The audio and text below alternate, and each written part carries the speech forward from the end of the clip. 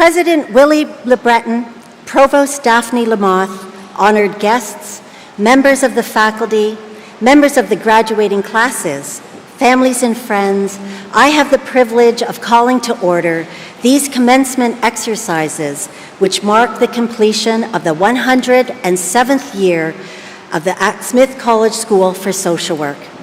I'm Mary Ann Yoshioka, the Dean of our school, and I'm delighted to be here at this podium in this moment with you all. I'd like to begin by acknowledging the tremendous accomplishments of our master's and doctoral students, not just your accomplishments in the classrooms and your clinical placements and the completion of a major research project, but who you are as human beings and the many brilliant gifts that you have brought to our school.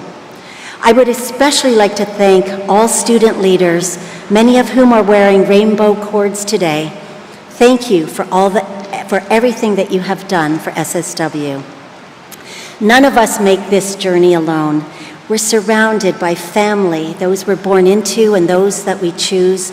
We're surrounded by parents and partners, children and friends, relatives, co-workers, and for many of us, our ancestors bring us lessons that we draw upon every day. Many of these folks are in the room today for you. They have also gone on a journey, sharing your successes and doubts and excitement. They have provided comfort and grounding through difficult days. Let's just take a moment to extend gratitude to those special people in the room and those who are not here today for their support and love on this extraordinary journey. I've been giving much thought to the power of voice, what it means to have one and to use it. And you are powerful. Finding a way to raise a collective voice to shape this school, provide a vision for change.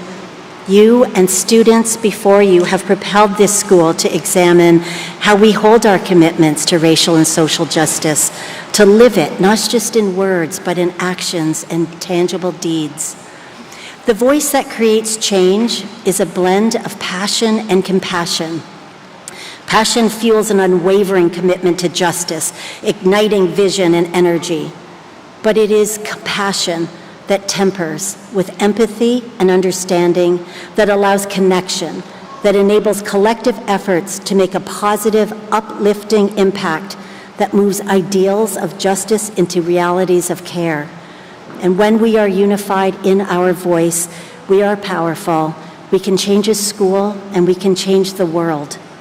The people and communities that you will serve deserve your powerful voice for justice. As clinical social workers and scholars, use your voice to speak up for clients, speak out against oppression, not just challenge the status quo when it suppresses those we serve, but to uplift people and communities we serve and shape the changes that raise the bar for an ethical and just world.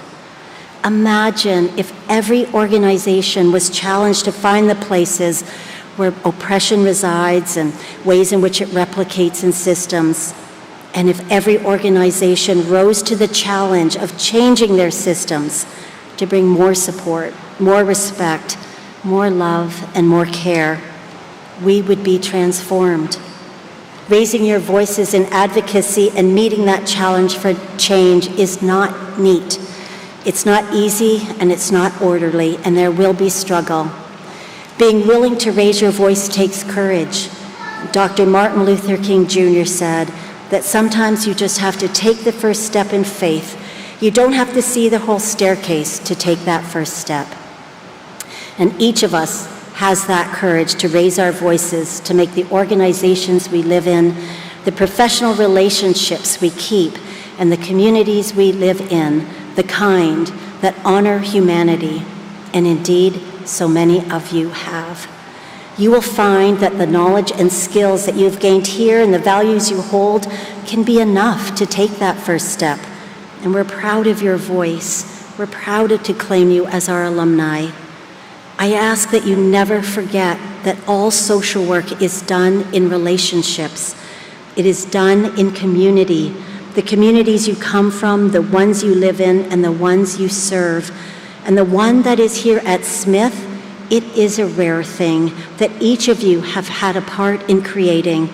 and it will always be here for you. In the words of Buddha, thousands of candles can be lighted from a single candle, and the life of that candle will not be shortened.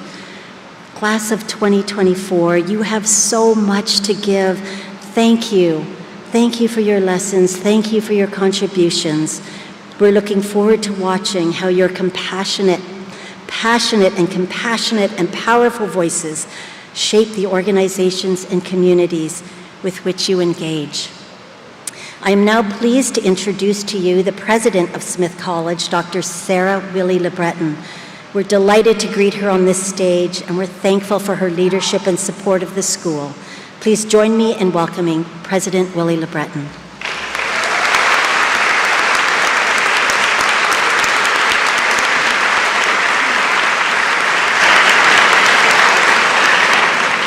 Good afternoon, families, friends, and graduates. I offer my hearty congratulations to Smith College's School for Social Work, Class of 2024. This is a special moment, and I'm deeply honored to share it with all of you. Before I begin, I would like to offer thanks. Dean Marianne Yoshioka, thank you for your work in evolving the mission and purpose of the School for Social Work to better reflect the world in which we live and the challenges we face as a society. You have been truly inspiring. To you, wonderful faculty, for your lives of clinical work, of scholarship and service, and especially for your profound dedication to our students. And I also offer my gratitude to you, family and friends of graduates. You have stood by their sides, encouraged them, and lifted them up on their journey to this moment. You recognized their dreams and supported them. Graduates, you have worked incredibly hard, and this afternoon we celebrate you and all of your accomplishments with full hearts. Quite simply, the world needs more social workers, people who are caring and thinking, kind and analytical, empathetic, while also respectful of boundaries, oriented toward justice. As you have oriented yourselves toward the well-being of others, you may also find yourselves leading a movement. Your commitment to the care of those in need, as well as your advocacy for those whose voices and agency is often diminished or ignored, is vital and critical to creating a healthier society. Indeed, these days we know that fear, projection, rage, loneliness, and exhaustion are far too commonplace. I have certainly had my own moments of fear and rage, but I insist on acknowledging and experiencing joy. Last spring, a student heartbroken by the violence in Israel and Palestine said to me that I should feel no joy and experience no peace while others did not have peace or joy.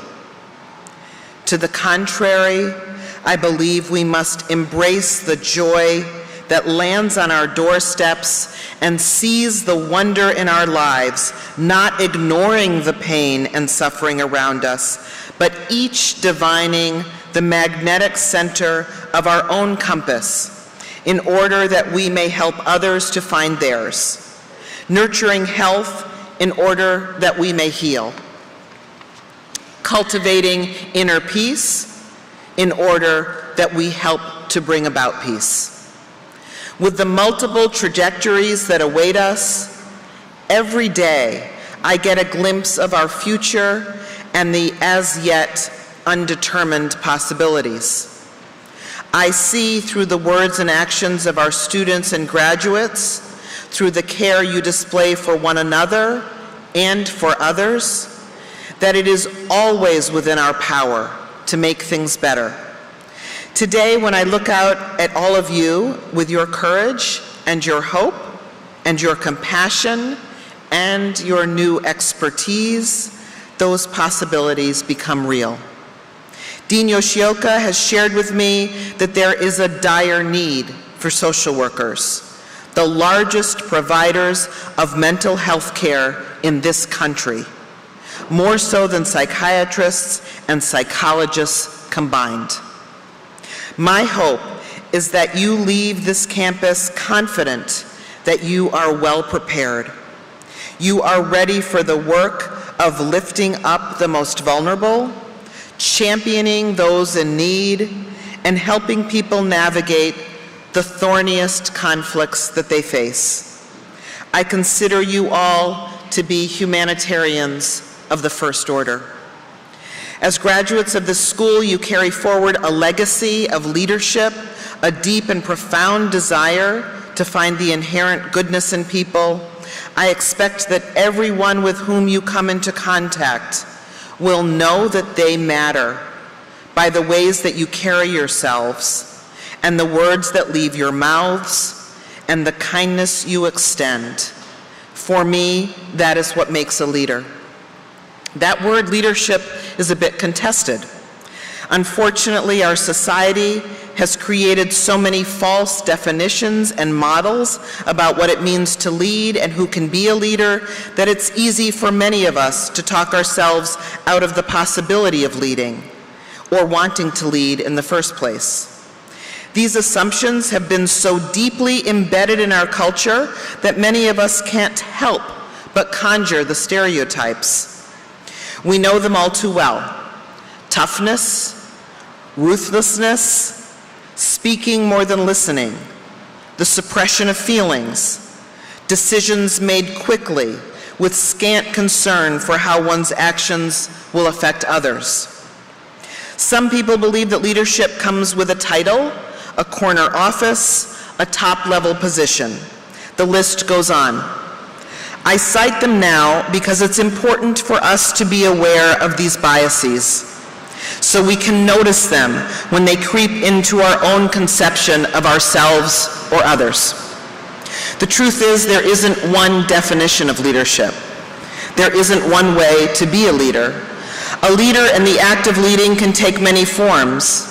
We recognize that the concept of leadership is no longer primarily about individual achievement only or charisma only, nor is it about the singular decision-making and issuing of orders. Rather, there are more and more examples of those who lead through collaboration, consultation, intuition, and empathy, listening carefully to engage in the purpose-driven path on which others want to follow. I would argue that perhaps the most meaningful and powerful form of leadership, and the one for which I believe you are most prepared, is leadership in service to others. In this motto, leadership is not a pyramid with one person at the top.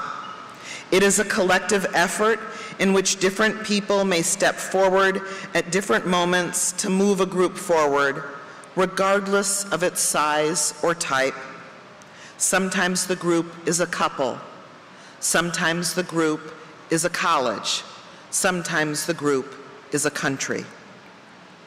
According to Martin Luther King Jr., this model of leadership requires only two things: a heart full of grace and a soul generated by love. I would add, however, that it doesn't hurt to have some good training in social work and human psychology. So many of you and your fellow graduates are already exemplifying this type of leadership in service to the greater good. Tracy Polson, class of 2005, is bringing her training, compassion, and empathy as a clinical social worker to the political sphere in her home state of Florida, where through her own political activism and her support of other elected officials, she is trying to make the state a safer place for marginalized people and communities. J.D. Fuller, class of 1999, devotes her practice to, in her words, decolonizing mental health and coaching other licensed clinicians to combat anti-Black racism in their own clinics and practices. Then there are alums like Sylvia Sandoval, class of 2021, and Bao Chao Van, class of 2009, who are helping migrants to the United States overcome the trauma of family separation, discrimination, and racism, while giving them the tools they need to access important resources as they attempt to settle into life here. And alums like Sheila Buchdahl, class of 1964, who spent much of her career as a psychiatric social worker in Maryland. Her particular combination of empathy, realism, and competence inspired new generations of social workers, including her son Ezra, a Smith School of Social Work practicum faculty advisor, and grandchild Reeve, a member of the class of 2024. I have learned that Sheila actually missed her own commencement. She is here today, I believe, to celebrate Reeve as they graduate. Sheila, would you stand for a moment so that we can recognize you?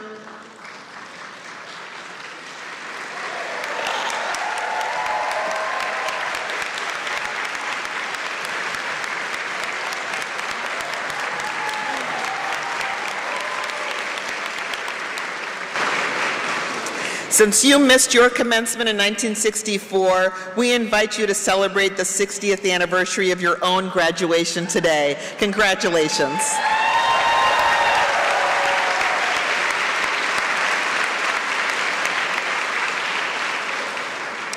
Collaborative leadership in service to the greater good is an antidote to the division and unrest, injustice, and inequity that pervade our world. Our life paths are rarely straight, the challenges we face are real, and the only certainty is that we are stronger together when our leadership strengthens the communities in which we live and work. One of my favorite wise people is the American Buddhist nun, Pema Chodron. She is determined to add positive energy to the world, and she said that she'd rather the earth's energy hum with hope and love. Pema Chodron encourages us to meet each other in the space of possibility rather than resentment. This is not done with naivete. This is not done with the absence of history. This is not done in denial of the experiences of pain, loss, and evil, and this is certainly not done all the time. You have clinical skills that bring with them superpowers, tools that keep pain from paralyzing us, that teach us to ask for forgiveness, that allow us to forgive others and to be reconciled. So as you embark on your own journey toward becoming the leaders you were meant to be, I encourage you to follow Pema Chodron's example and lead with kindness, lead with hope, lead with love. Congratulations, graduates. Well done.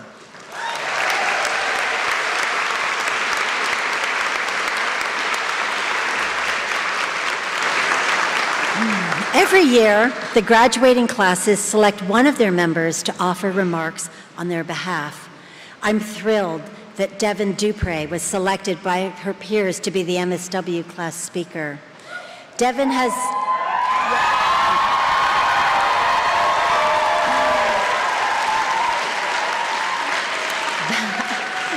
has dedicated her career in graduate studies to nurturing essential human needs for safety, care, and community. Guided by a love ethic, she's committed to supporting the creation of environments where knowing and being known, joy and pleasure, and resources for living fulfilled and authentic lives are accessible to all. Please join me in welcoming Devin.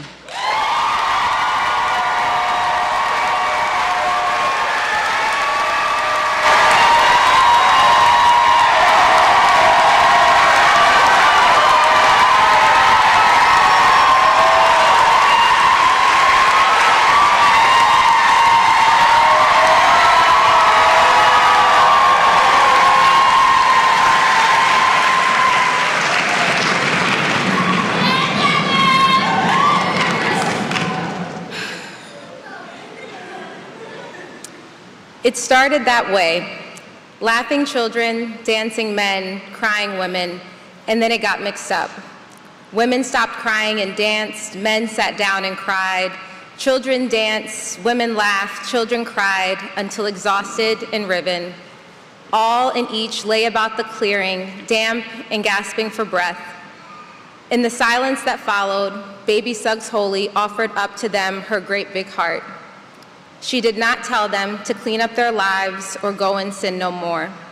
She did not tell them they were blessed of the earth, its inheriting meek, or its glory bound pure.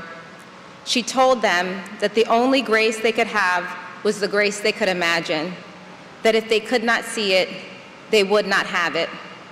Here, she said, in this place, we flesh that weeps, laughs, flesh that dances bare feet in the grass.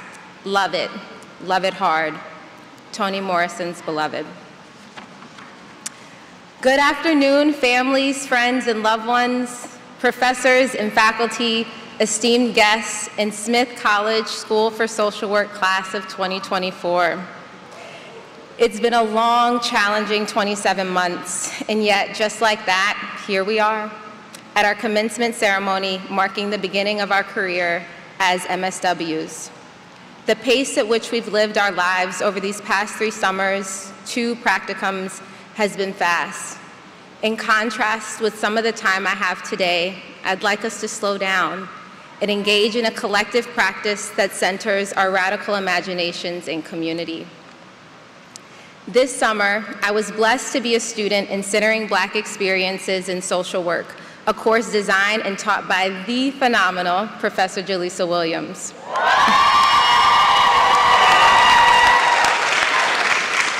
My classmates and I had the opportunity to be led in the radical imagination game by its co-creator, Professor Ozzy Alozium. In her TED Talk, Professor Alozium defines radical imagination as a tool to reimagine ourselves in society time and time again. It's the audacity to live in the world as it is and dream of something different, believing that dream is possible even when you cannot see it. She goes on to say that radical imagination is the instinct that was taught out of us, but a skill we most desperately need for a liberated future. While exploring questions like, what have you had to unlearn about justice? How do you define vulnerability? What is your dream of abundance? And how do you practice love? I became newly intimate with an existing inner knowing about the power of imagination and how essential it would be for me, for us, to have an active and robust radical imagination as social workers. Each of us in our lives are profoundly shaped by what other people have imagined.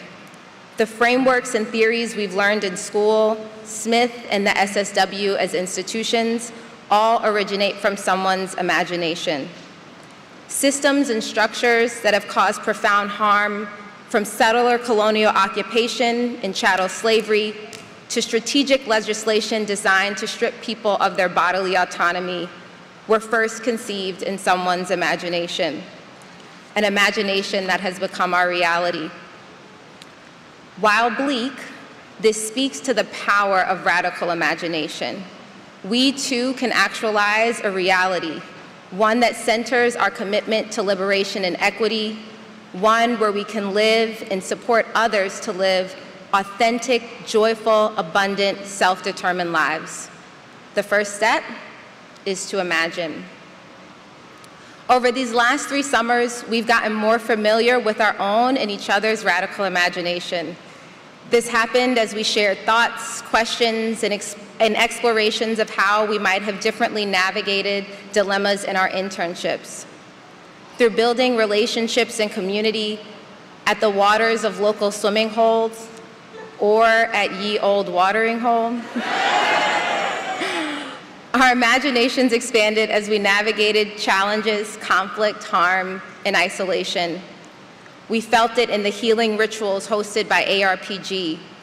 We saw it in the ways students advocated and supported each other to access affordable health care, the fight for pay for placement, the calls to rename buildings on campus, in the organizing to end genocides currently taking place around the world.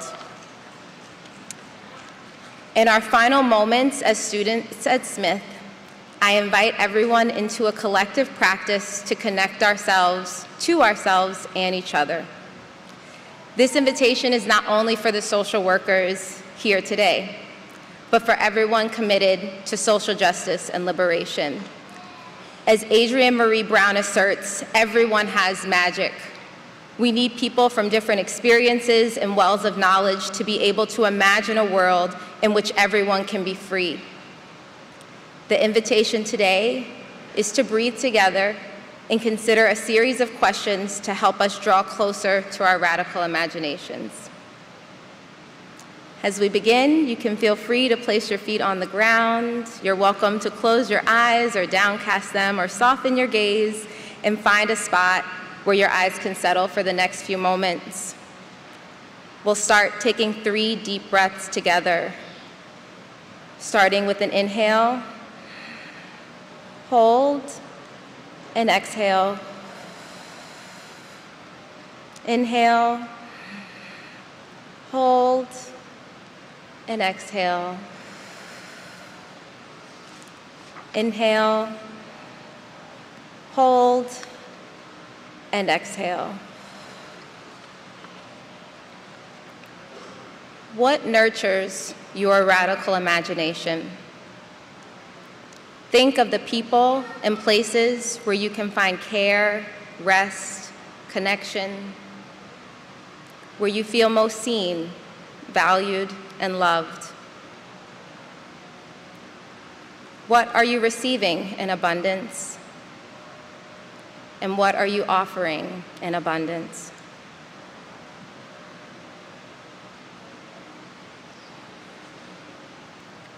Where is our radical imagination most needed? You might consider systems, structures, regions, nations, social challenges. You might consider relationships with others or relationship with self. What do you need to believe about yourself to dream abundantly?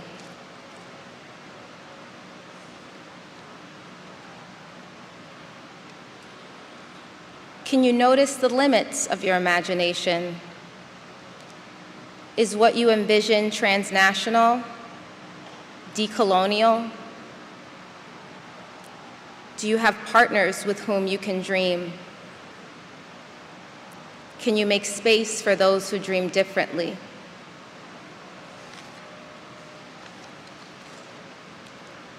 Many of us are experiencing various types of grief, including missing those who we desperately wish could be here and are not here with us, ending this chapter of our lives, and for wars and genocides taking place around the globe.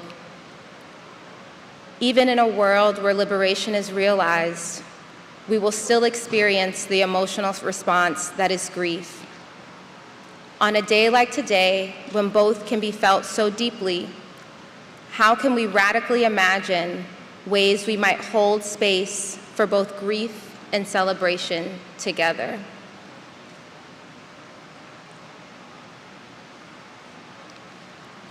Skepticism can also be a tool that helps shape and expand radical imagination. Can we imagine what it might look like to create space and belonging for skepticism in our collective dreaming? How might we come closer to realizing our radical imagination? Professor Alozium defines accountability as the work we do to prevent, intervene, respond to, and heal from harm caused by systems of oppression. As we approach the end of this exercise, I ask, how will we be accountable to ourselves, to each other, and to our communities? What can we do to realize our imagination before we leave this building, or as we depart and continue the celebration of this occasion? Over the next hours and days, we'll return to our homes and other communities across the country and the world. How can we integrate radical imagination and accountability as social workers, as leaders, and as dreamers? We'll now return to our physical space, but before doing so, we will take one more breath together, starting with an inhale, hold, and exhale. And when you're ready, you can open your eyes. If we stop dreaming, we lose sight of the purpose of our work. I share these words from Professor Janae Peters in part to hold myself accountable to return again and again to radical imagination. When I'm feeling fatigued from burnout and frustrated with systems, when I'm celebrating accomplishments and client breakthroughs, I will continue to ask myself the important questions, as we just did, that remind me of my commitment, of our commitment, to creating a liberated future for clients, communities, and my loved ones, including all of you. I hope we can continue to ask each other these questions as we begin this next phase of our careers and lives. There's so much power in our collective imaginations. To close, I would like to extend some appreciations to my people, my family, my ride or dies. I am who I am and where I am because of your love, care, support of me, and belief in me. I love you always, no matter what. To ARPG, Council, and Council E-Board, thank you for being the spaces that have held me and so many others. To Z. Thomas, you have been the heartbeat of Council, and thank you for keeping it alive.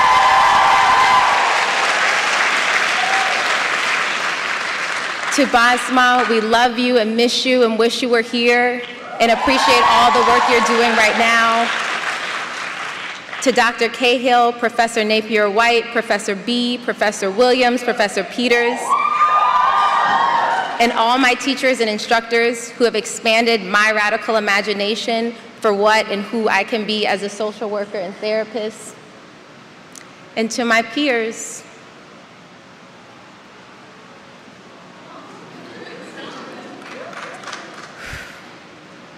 thank you for co-creating the Smith experience with me. I am grateful for the ways you have supported me throughout this process. Your belief and support of me allowed me to imagine my way out of self-doubt, perfectionism, and limiting my worth to what I could produce. I will forever be grateful for you and the love I have received from you. Congratulations to each of you and to us. I look forward to realizing what we have imagined together. Thank you.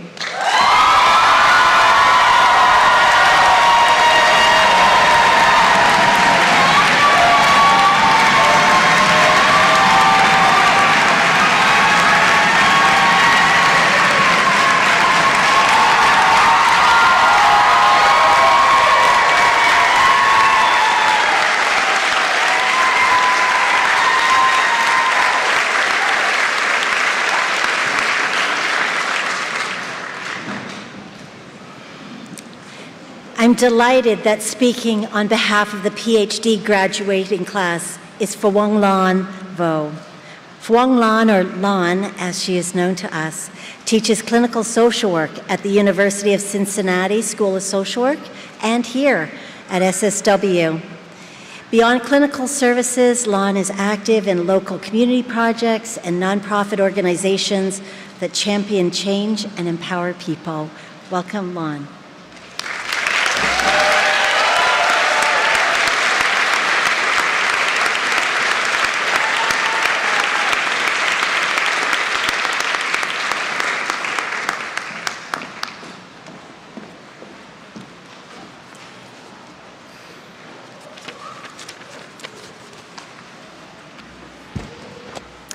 Good afternoon, beloved families, friends, esteemed faculty, and administrators. Congratulations, graduates. Special shout out to my MSW students who are graduating. Thanks to your enthusiastic desire for in-depth clinical training, along with a passion to elevate the dignity and worth of humans, energized me and kept me grounded to all the good possibilities of our profession in this past year. Congratulations, doctors. I hope you have had every chance to celebrate every day since your defense. I would like you to please stand and join me to give a round of applause in an expression of deep gratitude to our friends and everyone.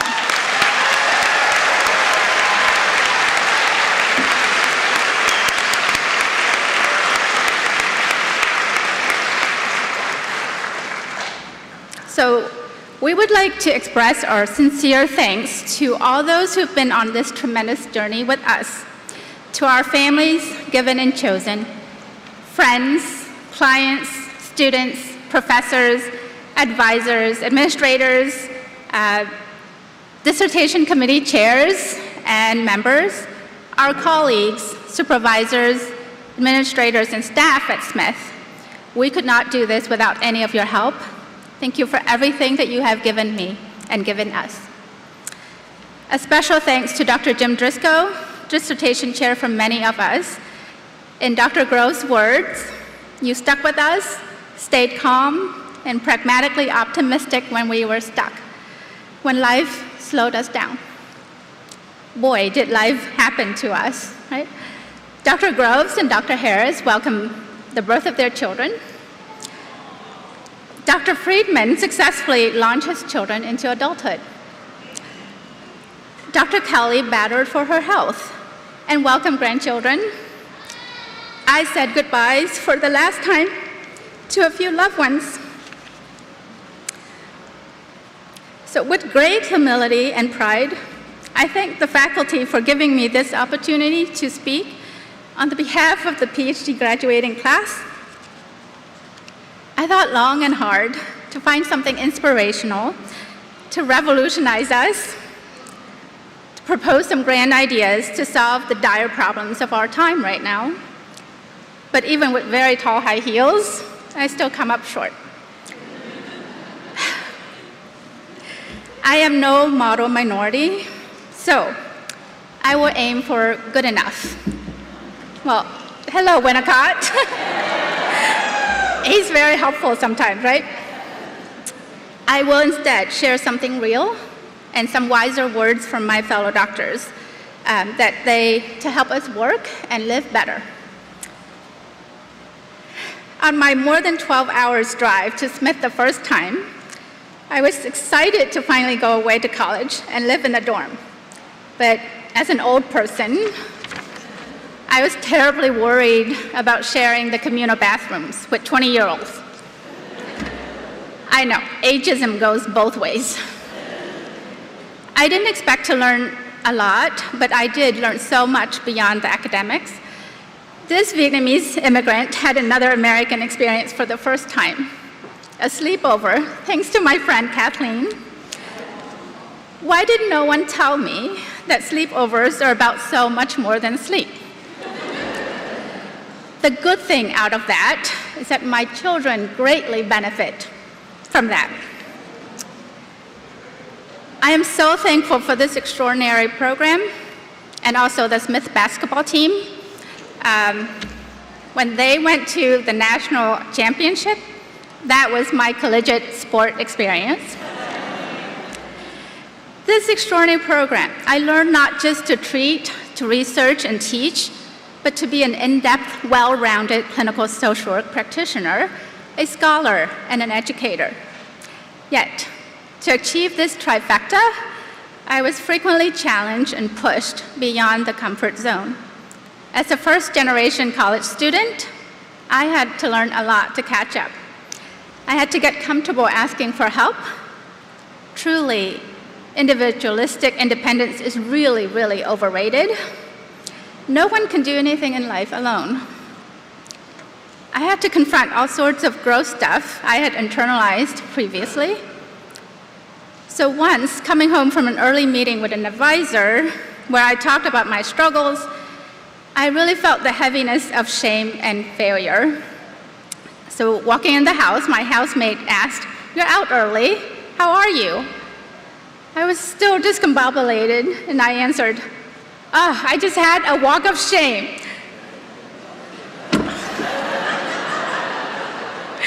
So I was mortified to learn what actually a walk of shame is. So we had a good laugh, right? There's no end to learning, and there's so much I did not know. I bet the faculty are really regretting their choice of class speaker now. In seriousness, no one can fully speak for another. So today it is about all of us. I would like to share with you some of my fellow doctors' experiences and perspectives and wisdom too.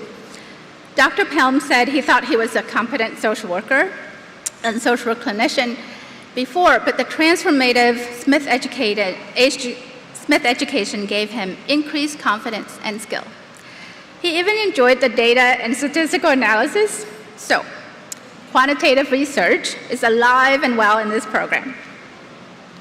Dr. Aswani and Dr. Insalako will use advanced psychoanalytic theories, polyvagal theory, to inform treatments for the benefits of our patients.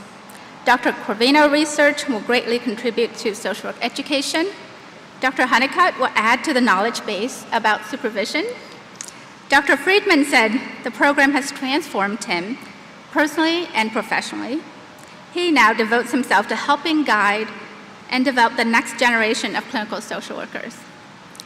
I know our profession is in good hands.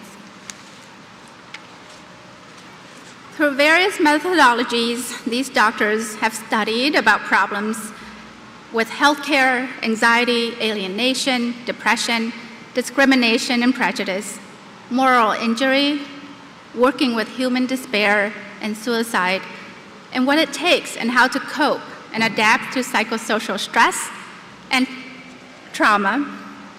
Their research can make significant contribution to make life better. Dr. Kutnick shared that we are constantly confronted with accepting our own limitations and our own personal blind spot. Yet, we are so fortunate to be living out a career that is meaningful and useful to others. Dr. Harris noted, in our own personal life, as is in our work, there is tremendous value in empowering a person to find and use their voice. Dr. Groves has found through her research with therapists working with suicidal patients that challenges look overwhelming when we face them alone. We all seek collaboration and sense of support. Dr. Insalako reminds us of the power of relationships, making true friends, and professional mentorship. In my own research with Vietnamese American immigrant women, the Vietnamese American experiences go beyond the Vietnam War. Though they may be soft-spoken, Vietnamese American women have a lot to say. We just haven't listened to them. There's no single story. There are more than just good or bad refugee, or good or bad Democrat, Republican. Wherever there are adversities and challenges, there are also opportunities and growth.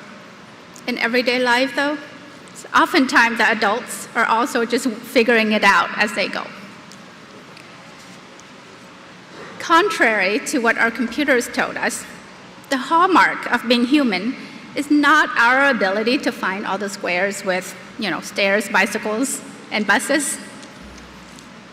It is our ability to find and to feel all the feelings, the good, happy ones, as well as those dreaded, difficult ones, to hear sad and hard truths, to sit with others in pain, and help them to work through difficult conflicts, rather than acting out in anger, to bear witness, to find the courage to overcome fear and love one another. It is okay to not know and be uncertain. The saving grace is we can learn. We can learn new things. We can learn from our mistakes. We can learn from others. We can learn to be like them, to do good. We can learn from them to not be as well. Once, I thought being educated and smart was the goal. Now, I know being real, having a sense of humor, being kind and compassionate, building genuine connection, and relentlessly supporting one another in community is at the heart of life. We should take interest in each other's well-being and intentionally wage peace. At the end of the day, it is our humanities that will solve our many human problems. It will take all of us. Congratulations. Thank you, all of you.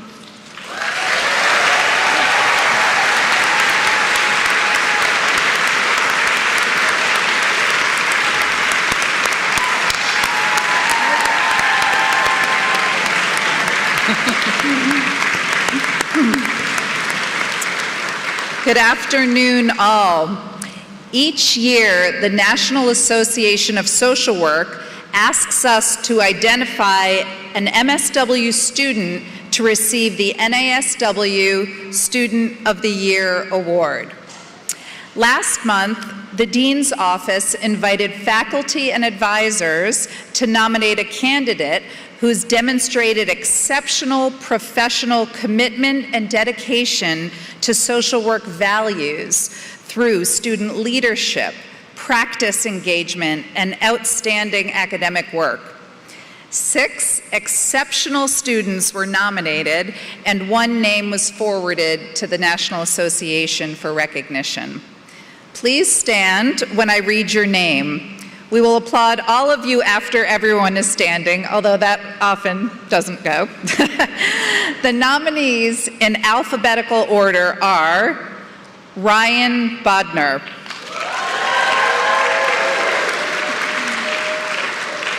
Lindsay Kostner,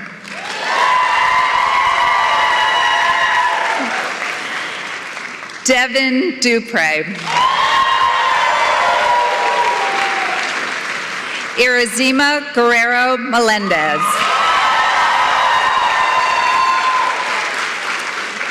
Ashley Martinez,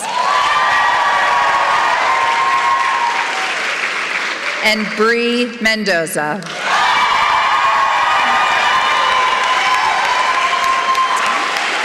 Can we please applaud to recognize all of the nominees who are all valued as exceptional students.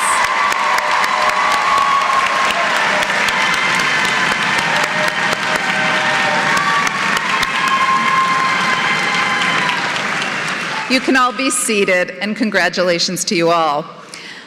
So this year's NASW Student of the Year Award goes to Ryan Bodner.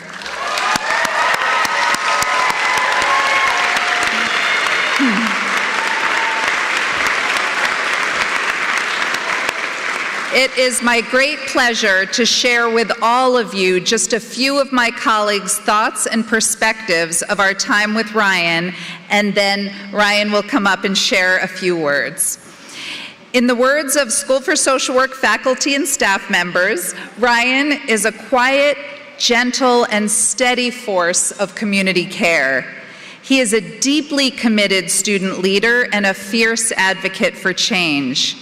Joining the efforts of other students, he stepped into a leadership role to initiate conversation to permanently rename Seeley Hall and successfully engaged with others to honorarily rename Robinson Hall this summer. He also offered yoga classes to our community and was a strong and steady member of our anti-racism planning group. Another colleague has said, I have seen in our work together in ARPG that Ryan constantly works to envision and enliven the School for Social Work's 5 principles.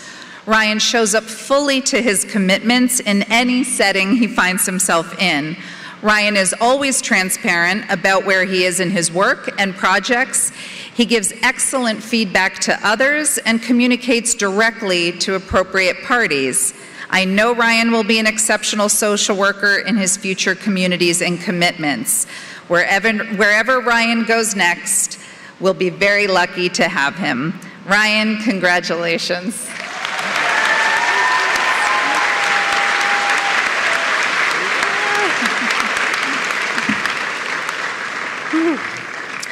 Quiet, I've never had that adjective used to describe me before, but thank you, Dean Harding, and thank you, faculty, for this honor. I especially want to thank Jaleesa Williams, Dean Yoshioka, Rebecca Castro, Rory Krath.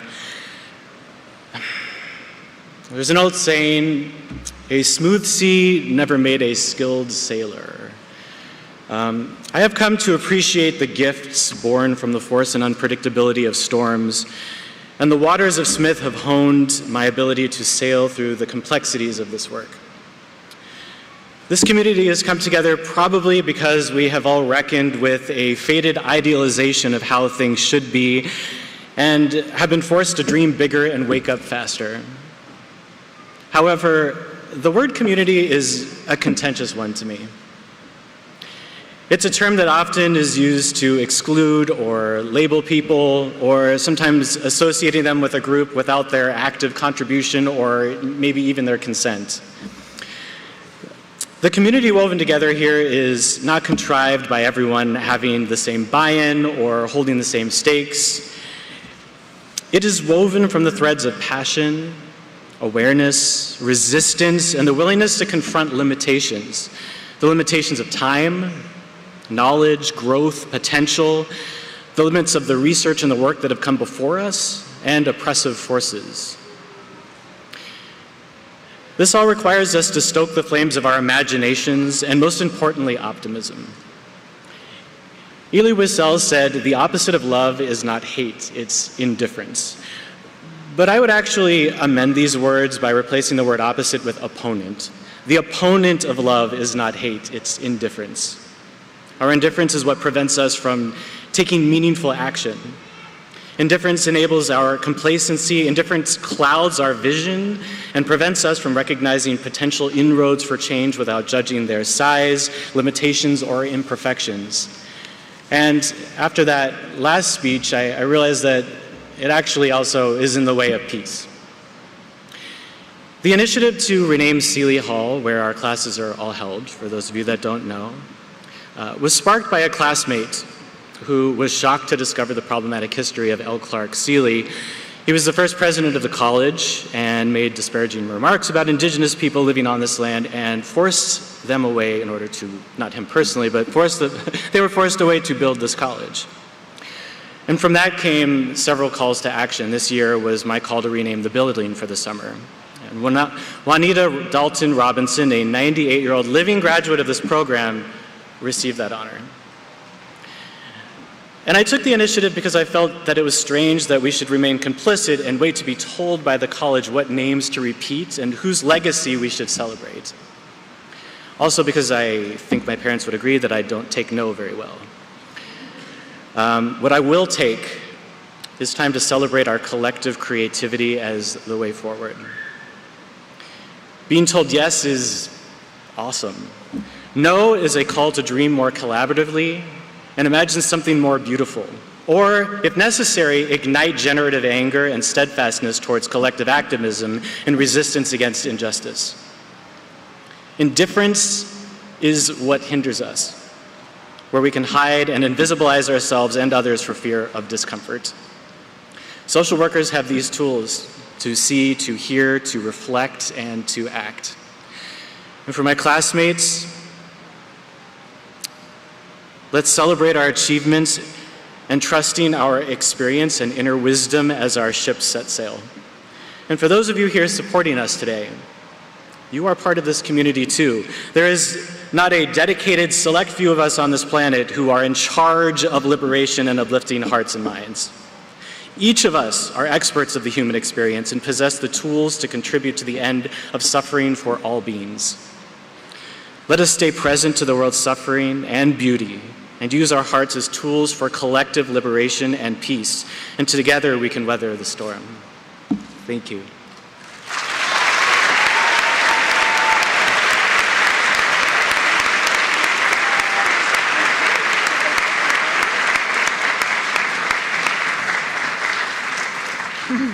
It's my pleasure to introduce this year's commencement presenter, Jez Chung.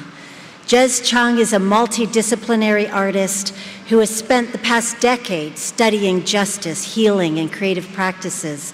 Their writings, performances, and facilitated experiences experiment with the philosophy that personal change contributes to collective transformation. Jez's Korean, queer, ADHD experiences are embedded into the ways that they imagine different futures, and they've been recognized internationally by El País, Público, Vogue Italia, The Cut, Time Out, Them, and Deem Journal. Their writings have appeared in the Washington Post, ID Mag, Adweek, and EST Media, and they've shared lectures and talks with organizations around the world. Jez's ongoing project, Dreaming Different, archives conversations with cultural workers about how to build a world through a neurodivergent lens. And their debut book, This Way to Change, was released in March 2024. Welcome, Jez.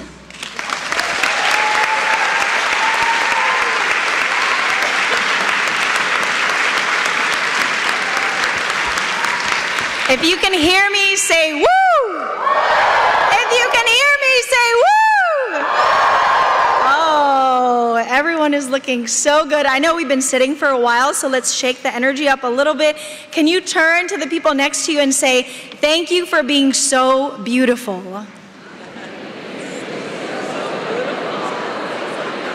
Don't forget the people behind you.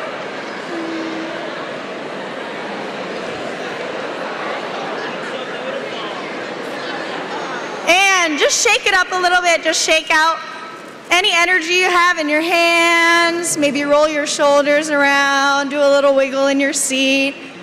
I know it can be a lot to sit for a long time. And I just want to say, it's really good to see so many keffiyehs and watermelons in the audience.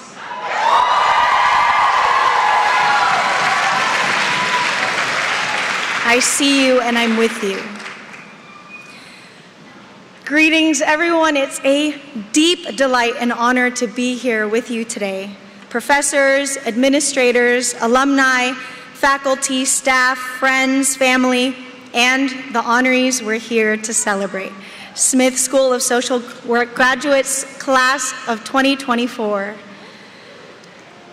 I'm sure many of us are familiar with the practice of connecting with your inner child, but right now, I'd like to invite you into a collective imagination practice, very supplemental to Devin's speech, to bend time and meet with an older, yet still younger version of yourself. So, if you're comfortable, again, please close your eyes or fixate your gaze on a single point in the room. And start breathing in through your nose and out through your mouth. Imagine your first day of graduate school. And for everyone else, bring yourself back to any first day of school that you can remember. What were you wearing? What was your bag like? How did it feel on your body? What did you see? What did you sense? What was the air like around you?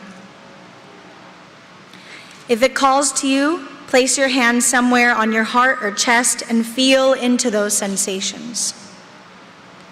Breathing in and out, take a moment to honor the body that you're in and how far it's come to get you here.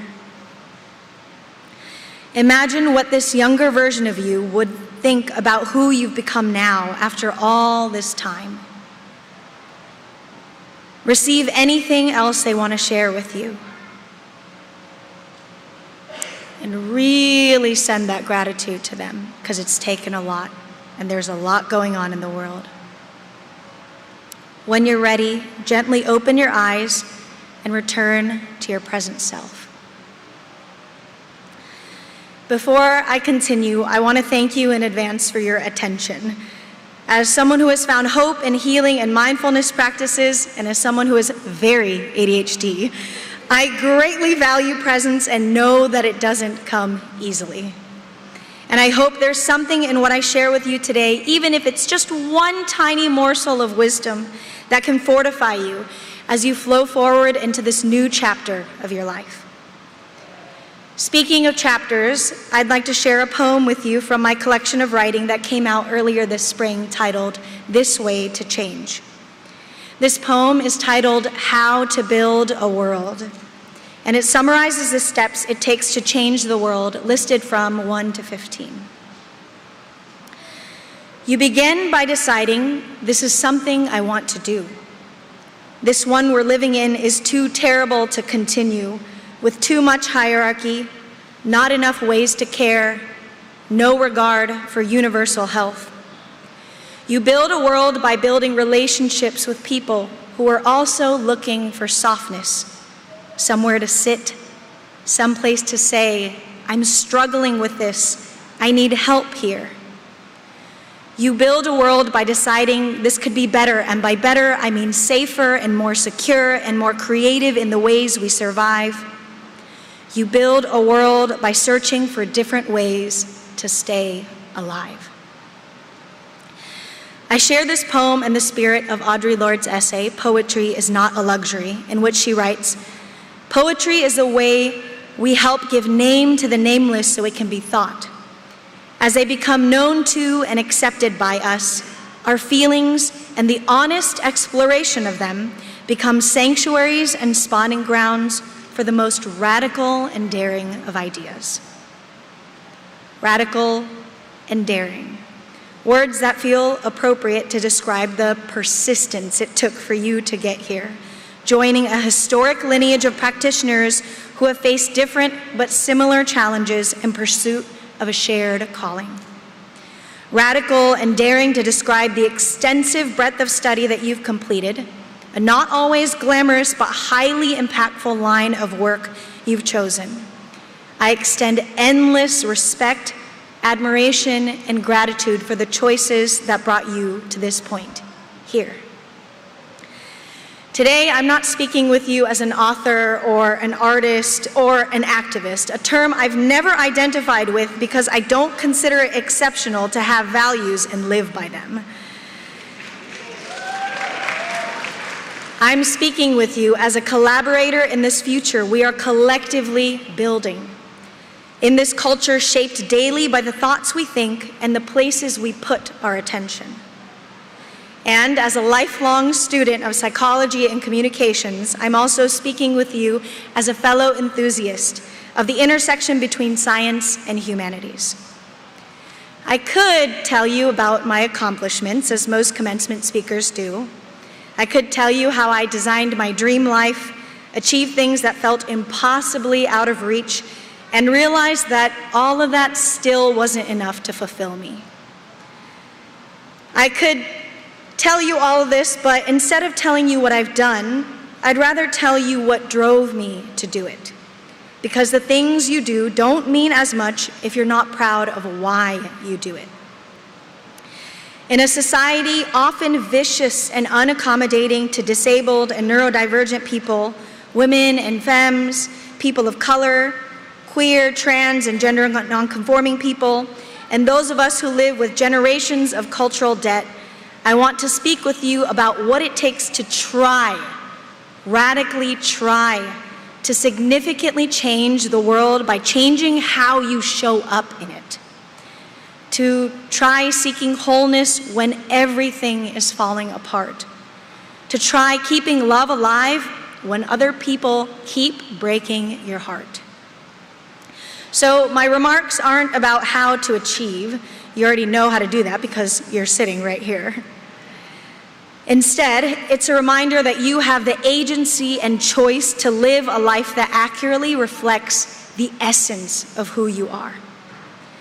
More specifically, I want to talk with you about 3 elements of building the world that is your future. First, knowing yourself. Second, letting yourself be known by others. And third, iterating and iterating until it feels great. And how all of these elements help invest in a worthy use of our collective power. It's no secret that we are navigating extreme, apocalyptic, dystopian times of crisis. We're 4 years into an ongoing pandemic that is still killing and disabling people by the masses.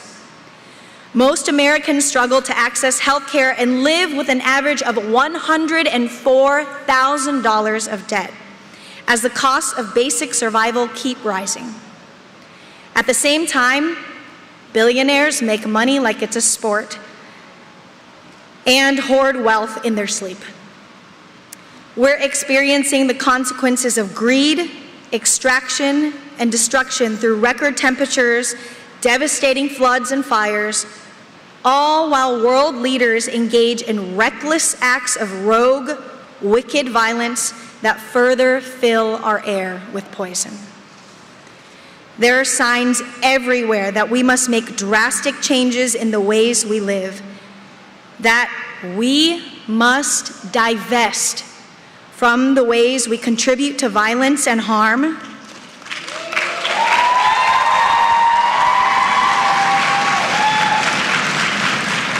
and take that same energy and invest in ways that contribute to our collective dignity and care.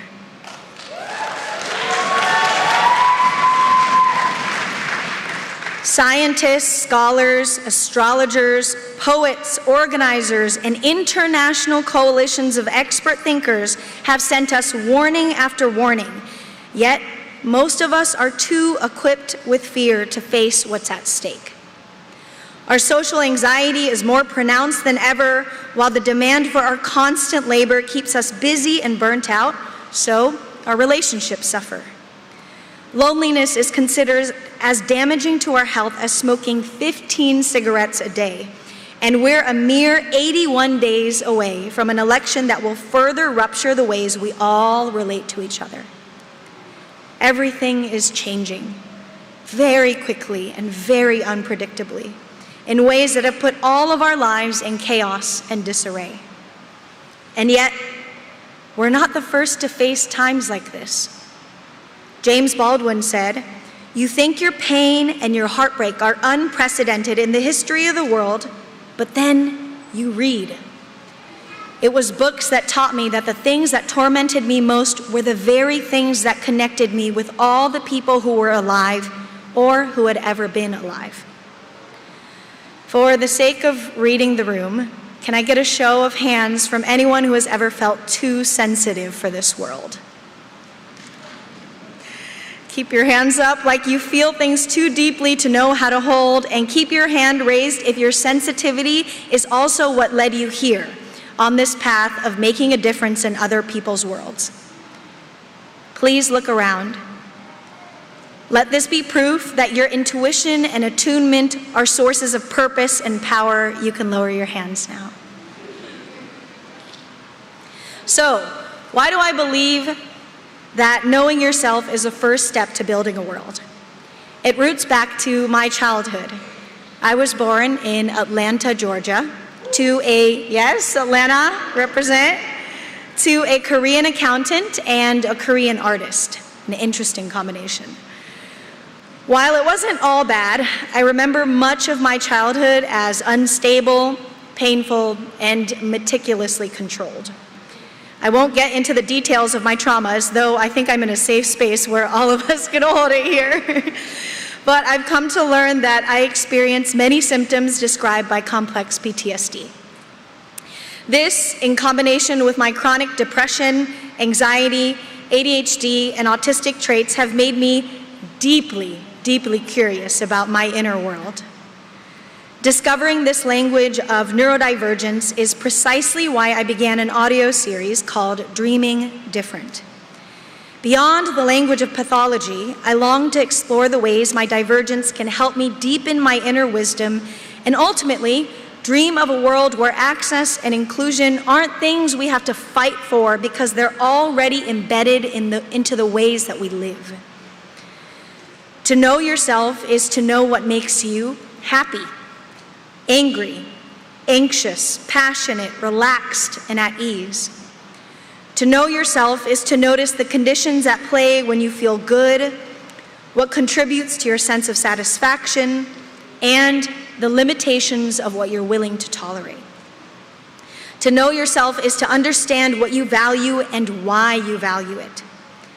An exercise I practice regularly is interacting with my future self. I'll close my eyes and visualize what they're wearing, how they smell, where they're living, what they're doing, who they're with. I'll sometimes even write a journal entry from their perspective. This helps me embody the life that I want to live, to rehearse for the future that I want to happen.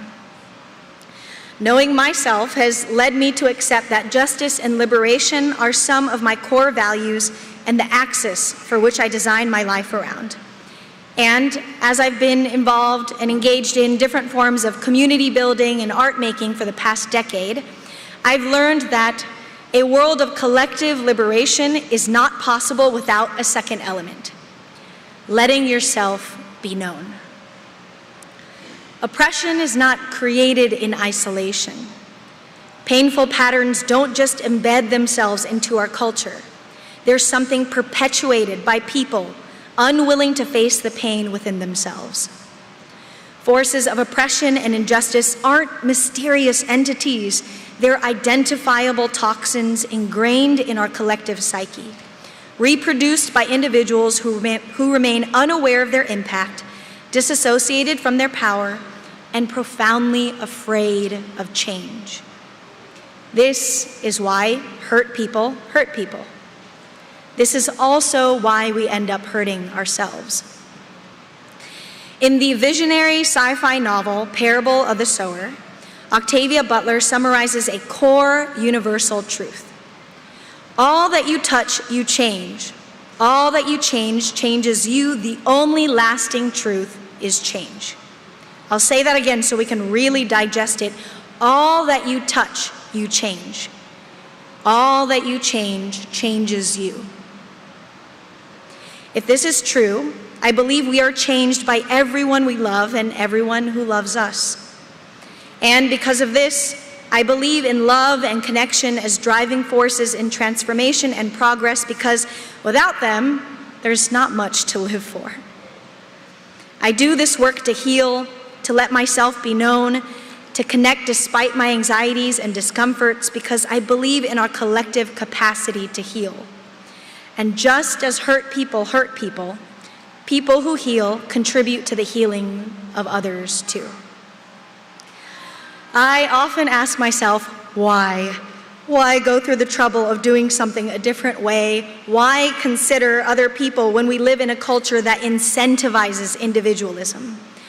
Why choose to love when there is so much to hate? Sonia Renee Taylor said during her 2018 commencement speech, also here at Smith School of Social Work, "You can't transform something you hate." So, even when we're hurting, I pose these questions. What would it be like to be intimately seen in our hurt? What does it mean to stay committed to each other's safety, dignity, and quality of life when we're tempted to forget and dispose of each other? What does solidarity look like when we have a hard time getting along with each other? I don't have the answers, but as disabled scholar Josh Halstead said, the questions we ask become the stars we follow.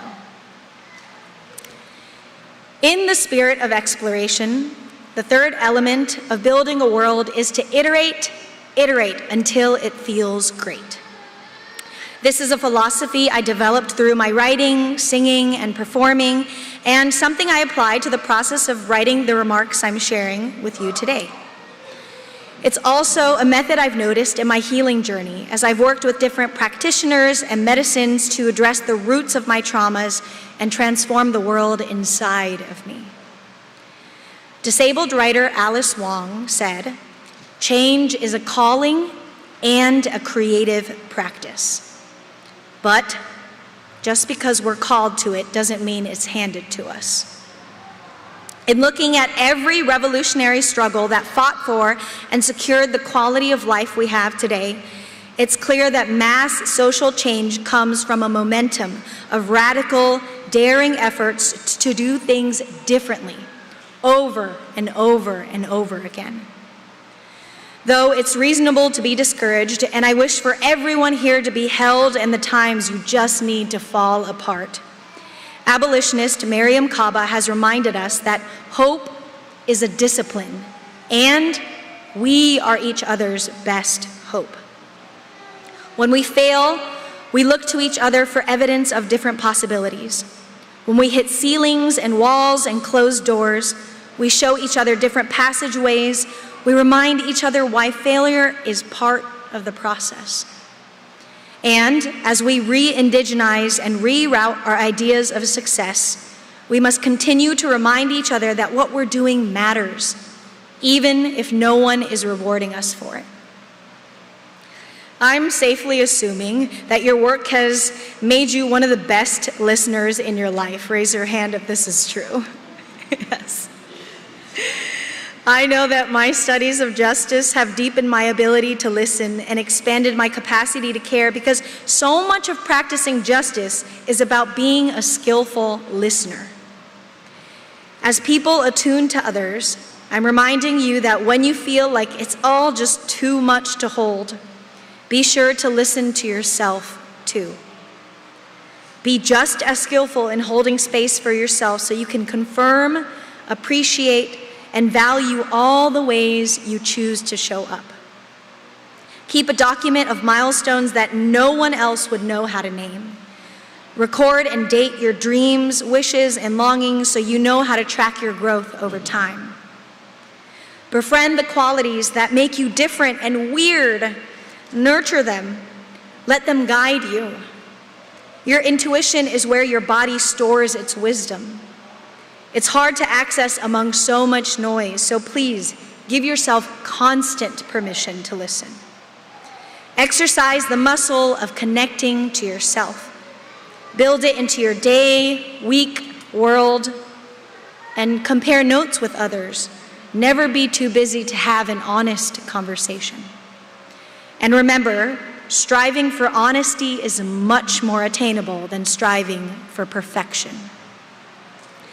As you know yourself, let yourself be known, and iterate, your inner compass becomes easier to access, and you raise your baseline of fulfillment and happiness. Look to guiding stars, not to pedestal them, but as reminders that if you want something from the world, it might mean that you're the one who's meant to make it happen. This is especially hard for those of us tired of always having to find our own way, tired of the effort it takes to interrupt systemic patterns and generational cycles. But if intuition steered you here, it's because as much as our bodies hold pain and trauma, they also hold knowledge and wisdom. I wish for you to continue steering yourself to make decisions that will put your life in alignment with your values. In doing this, you build the world we desperately, urgently need. And if you've yet to find your calling and you're not entirely sure what's to come, I hope the lessons you learned here guide you further into a life that exercises your greatest potential, no matter how long it takes. Embracing my queerness, my neurodivergence, my Korean American lineage, and all the other nameable and unnameable facets of who I am have shaped my commitment to building a different world through the force of love. I believe in love as a collective force, driving us to change for the better. I believe it pulses within all of us, roots us to our power, gives us courage when we're feeling small and insignificant. I hope you'll remember that while change is inevitable, oftentimes startling, sometimes unbearably painful, it's also a truth that will lead you through this marvelous, devastating journey of being alive at the same time together. May we all remember that we have the power to face challenges with creativity, conflict with courage, and complexity with curiosity.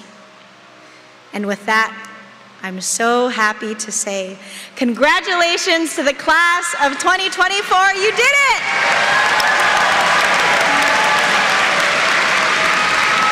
Thank you so much for having me. It's an honor to be here.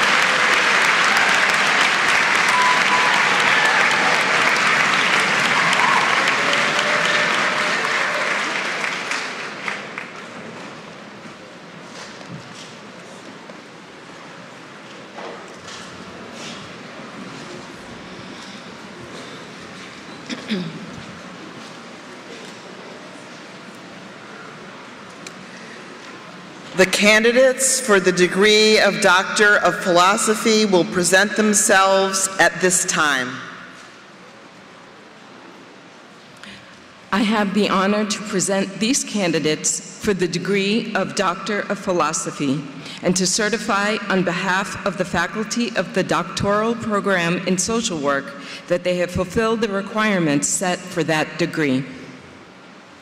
By virtue of the authority of the Commonwealth of Massachusetts, vested in the Board of Trustees of Smith College, and by them delegated to me, I confer upon you the degree of Doctor of Philosophy and admit you to all the rights and privileges pertaining thereto.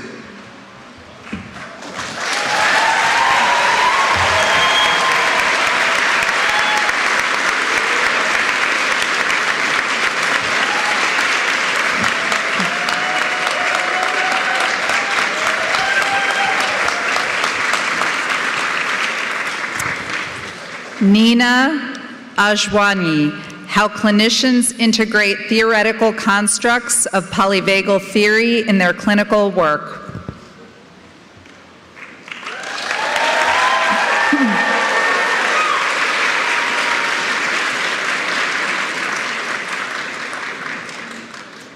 Perry Corvino, Recognizing, Understanding, and Responding to Trauma in Academia.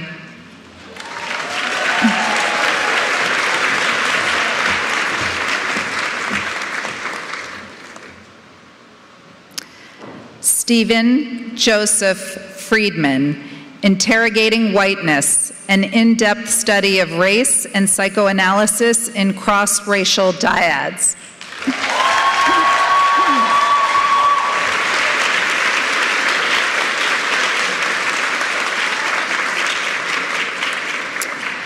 Eileen Eve Jobs Groves, Willingness to Engage Suicidal People in Treatment, a Clinical Social Work Perspective.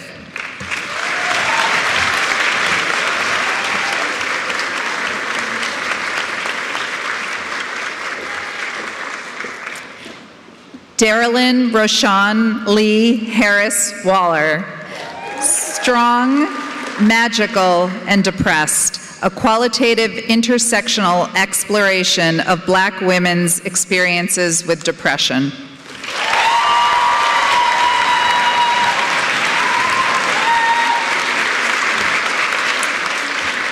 Christy Michelle Honeycutt, National Perspectives on Social Work Supervision.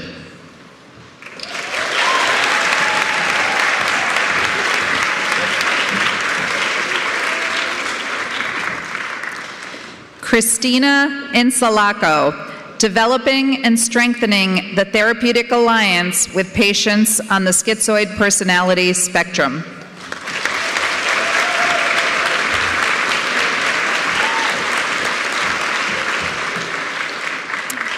Lisa Kelly, U.S. Medical Crowdfunding and Implications for Social Work.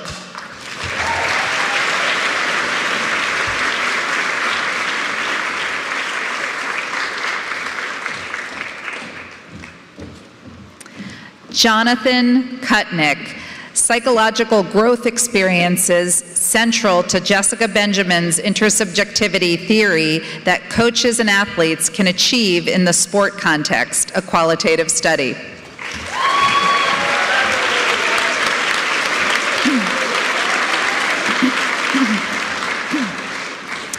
Joseph Pem. Is this phenomenon identifiable? Do providers acknowledge the concept of moral injury when diagnosing the after effects of trauma in a military population?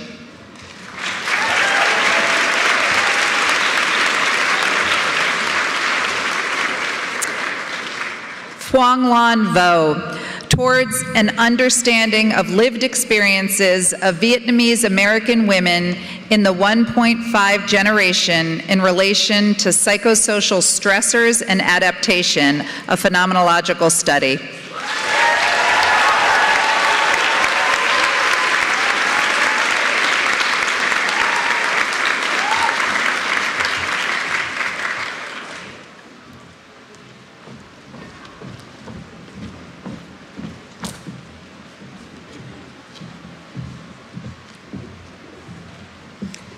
The candidates for the degree of Master of Social Work will present themselves at this time.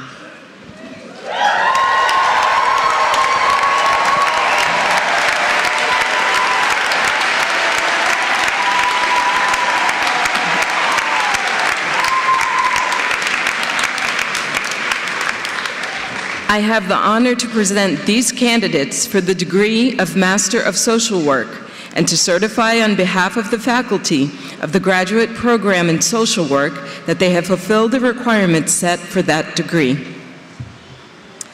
By virtue of the authority of the Commonwealth of Massachusetts vested in the Board of Trustees of Smith College and by them delegated to me, I confer upon you the degree of Master of Social Work and admit you to all of the rights and privileges pertaining thereto.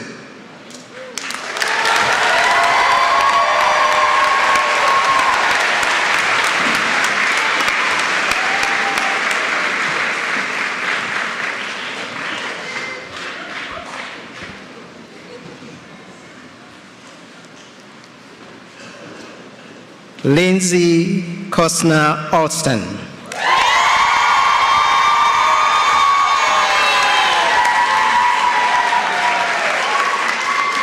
Kali Angrisani.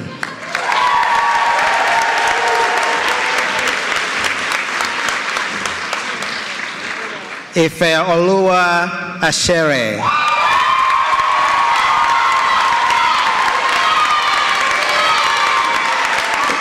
Rukia Barre.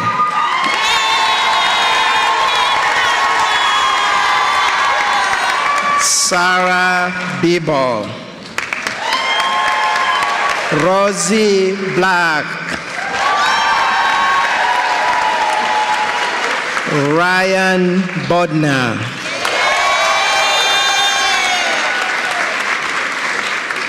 Ulina Broker.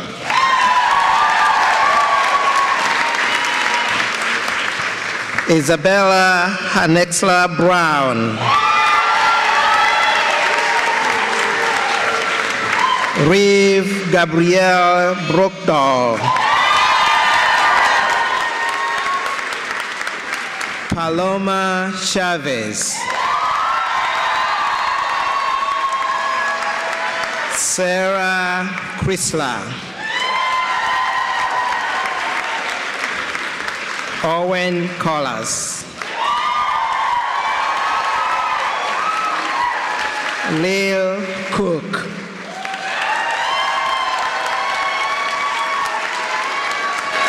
Julia Jolie Juliet Coronado King. Kathleen Elise Crandell. Renee Michelle Danielle. Aviva Ruth Davis.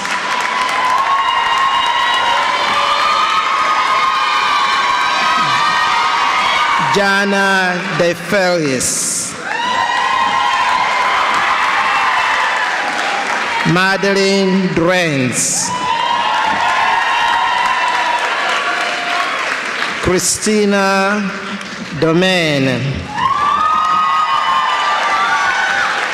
Bridget Gabrielle Dolin.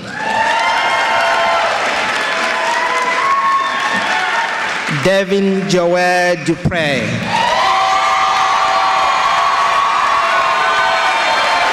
Jordan Elman. Claire Inde. Sophie Fairmont.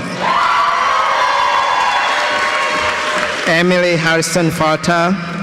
Al Fernandez.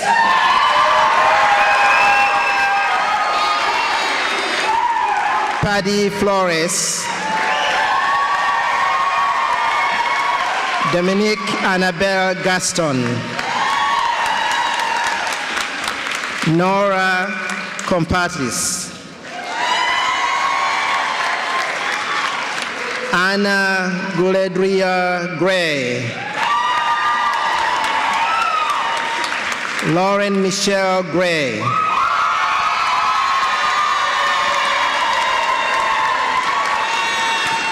Irazima Guerrito Melendez.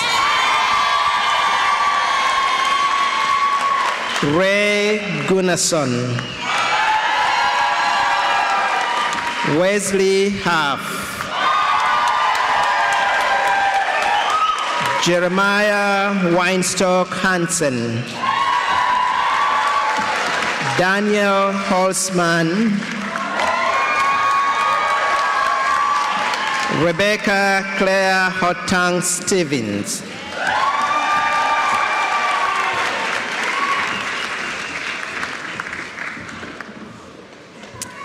Delilah M. Hubany. Besma Rabi Jaber. Catherine Dorothy Johnston. Margaret McMillan Jones. Sarah Beth Joseph. Juyeon Jun. Aviva Ida Kang. Gadria Florence Kalinowski. Rose Karagira. Kat Milo Jane Nula Keating Bezark.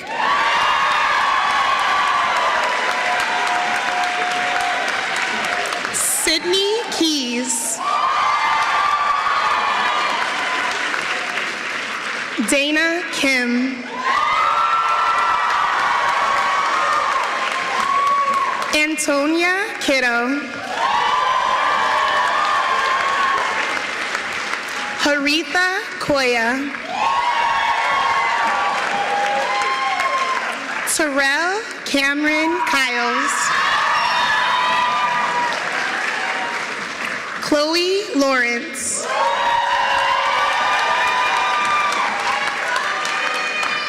Luis Levy.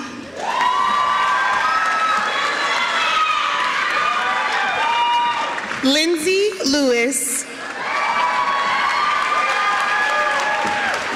Ryan Sheehan Lipton. Ashley A. Logan. Luis Allhausen Marks. Ashley Martinez.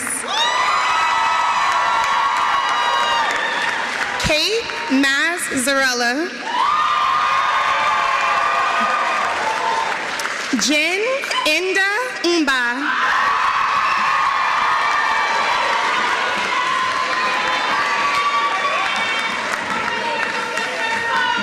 Taylor Eve McCain. Nick McElroy. Claire Tesson McInerney. Alec Cloud McPherson. Bree Mendoza.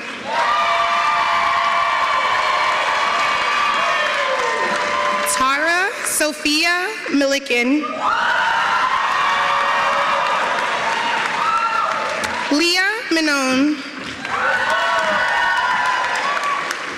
Susan Mishiev.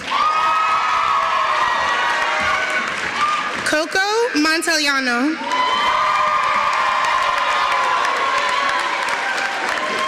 Julia Brooke Montevecchi. Brendan Moore. Kara Morgan.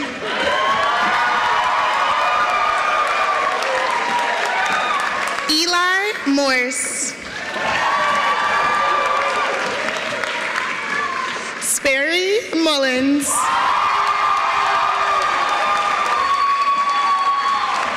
Kylie Grace Murchison. Alexandra Nagel.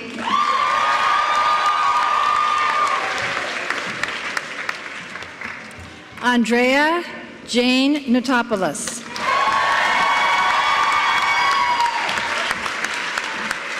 Alex O'Prey. Chris O'Reilly. Alexa Mariana Owen. Sophie Rose Parker Goose.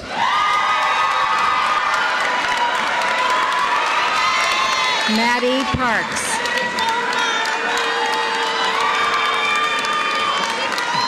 Patty Perez.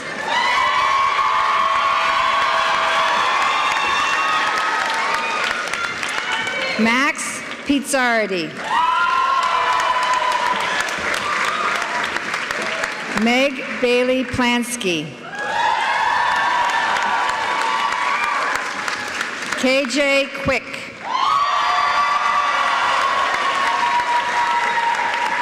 Daniel Quigley.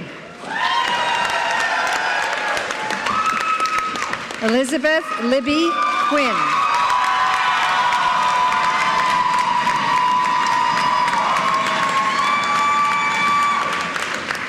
Joseph Reed.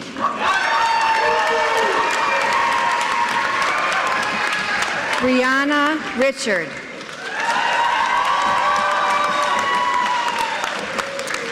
Derek Roguski. Mary Rubio. Jeanette Samin.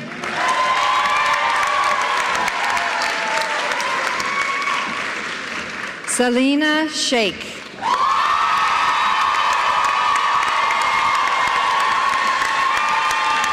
Tali Shapiro. Julia Sheed.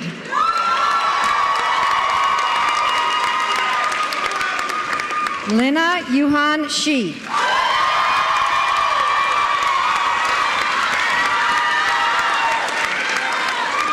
Carly Shoemaker.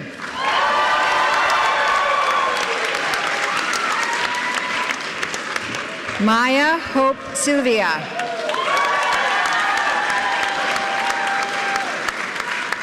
Miranda Singer.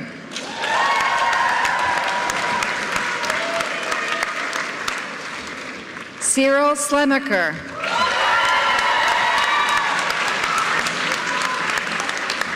Ted Sonnabone.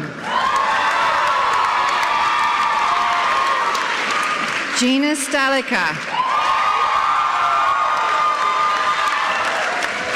Laura E. Stamus.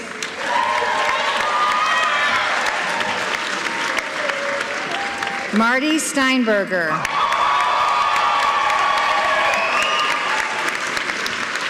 Josephine Swift.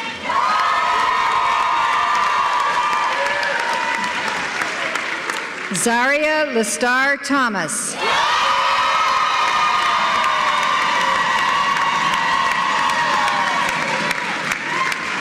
Mabel Vautravers.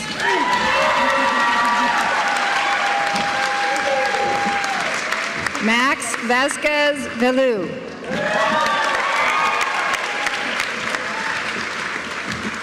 Ella Jane Vorenberg.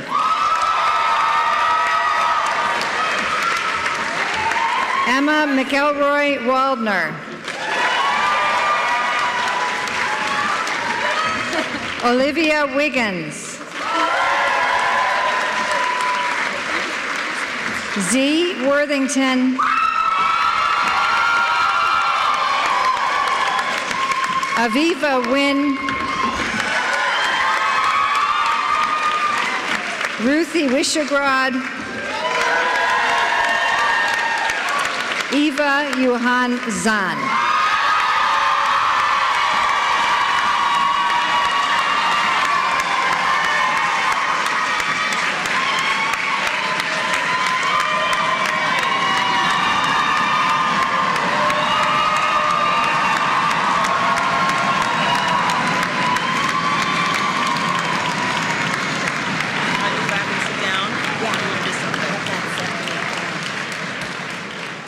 And now, former doctoral and master's students, you are, from this moment on, alumni of the Smith College School for Social Work. We welcome you to the ranks of well over 7,000 individuals since our school's inception in 1918. You are an invaluable resource to our profession and the world. Please join us for a reception in the Campus Center. Best wishes and congratulations to you.